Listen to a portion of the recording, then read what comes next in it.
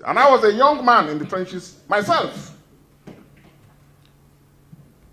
And because of those, joined the AD. The president knows that. But you cannot be celebrating democracy. You cannot be flaunting yourself as a Democrat on the one hand, and on the other hand, be trampling democracy under your big presidential foot in Rivers State.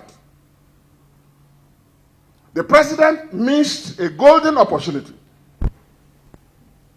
to raise and deepen democracy in Nigeria by restoring on today's Democracy Day democratic and normal civil constitutional rule in Rivers State. Of all the things the president said, the president was silent about Rivers State. And today is about democracy. Today is not about repression. Today is not about suppression of the views of the people of Rivers State. Today is about respecting and upholding the democratic rights under the Constitution and the laws. These issues that some of us feel passionate about, it's not because of Fubara's nationality. It's not about Fubara's party, if he has any. And these days, you can't even be sure which party people belong to. But these are issues about respecting the democratic rights of the people of Rivers State under the Constitution.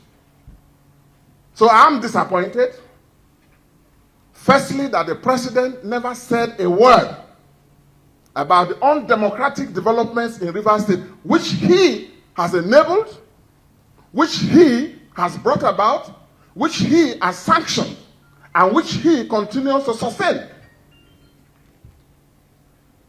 And creating an impression as if all is well. No. As long as any part of Nigeria is under military rule, democracy is endangered in Nigeria as a whole. And I've spoken to my brothers and friends and sisters in the Southwest, some of them in the National Assembly. Because as some of you may know, I'm also maternally Ijebu, and proudly so.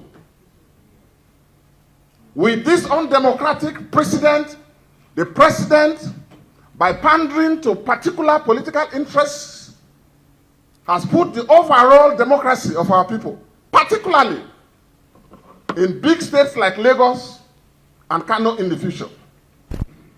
Because in the future, arising from the precedent, the undemocratic and illegal precedent the president has set in Rivers, any other president from any other part of this country, and no one can monopolize power forever. If we cannot get victory in Lagos and Kano and big states, we now apply what they will term the Tinubu doctrine, which will be declare a state of emergency, sack all constitutional civil authorities, appoint people, military administrator, appoint people to conduct local government elections, appoint people to run the civil service. We can't allow that. And we pray that that day should not come for states like Lagos and Kano. What they are doing confirms the fear some of us have had since, which is that what they try to do in Lagos is a power grab.